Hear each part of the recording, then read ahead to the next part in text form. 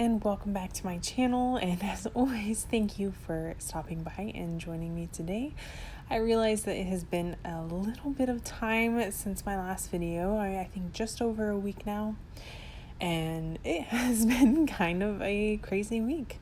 Obviously, I know some of you know and some of you may not, but I am here in Florida. We're up in Jacksonville, so for obvious reasons, our concern for last weekend was waiting to see what was going to happen with Dorian and if it was going to reach us or not, and just making sure that our house was prepared.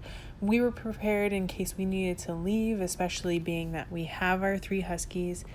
So just kind of a lot of preparation and a lot of making sure that we were good to go if we needed to. And thankfully, it was able to pass us, although I am so saddened to see how heavy it's hit in some places. I know especially the Bahamas, where it was there for a few days, and South Carolina as well was hit pretty hard. So it's one of those where my heart goes out to anyone and everyone who is affected by it, and really affected by lots of natural disasters that seem to be continuing to go on. But outside of that craziness, we have also been focusing on painting our house and finally kind of settling into our house. Being that we are a military family, we kind of never really settle in to places that we move. It's kind of a weird situation where it's not something that we look at as like our forever home, so we don't really take the time to decorate it and like make it ours. And because we're going to be here for so long, we finally decided to kind of make the house our home, and it's been really nice, but it's also been a lot of work, but good work. But anyways, skipping all of the stuff that's going on in my life, let's jump into the drawing for today. Now, today I kind of just wanted to have fun with it.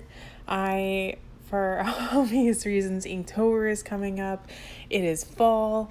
If you guys follow me on my Instagram, you probably have seen a couple of digital pieces that I just posted over the last week that I was working really hard on. One was kind of a zombie cute pinup chick, and the other one was just like a fall themed and colored chick. And it's kind of just where I love to transition during this period. It kind of is a free excuse to just have fun. And for this piece, it's kind of where I'm starting for myself to start working on little warm-ups for preparing for Inktober. And that's kind of the whole premise of this one. And I know I haven't been doing quite as much of the black ink line work as I have in the past. And with Inktober coming up, I really want to kind of start focusing on that more, trying out different techniques and different ways of inking, or even just in the sense of like thicker lines and thinner lines, or adding cell shading using the ink and whatnot. So kind of just messing around and seeing how things go with that. I'm actually really excited because I just was commissioned to work on a Dragon Ball Z piece, and it's totally different for me, but because it is different, it's a challenge, and it's kind of fun to get outside your comfort zone. So I'll let you guys know how that goes, of course. But I absolutely I just wanted to keep this piece super simple, keep it super like ink oriented, and really focus on doing the line work and having fun. And I love just, of course, the monotone, the black and white, the very simple aspect of an illustration when it's kind of soft, but also has some hard lines. And I think that was the fun of this one. And it's one of those where, funny enough, like I almost feel like if I would have just shaded the hair in gray and left most of it white, that also would have looked super cool. But I'm really happy with the way that I did it. The two-tone hair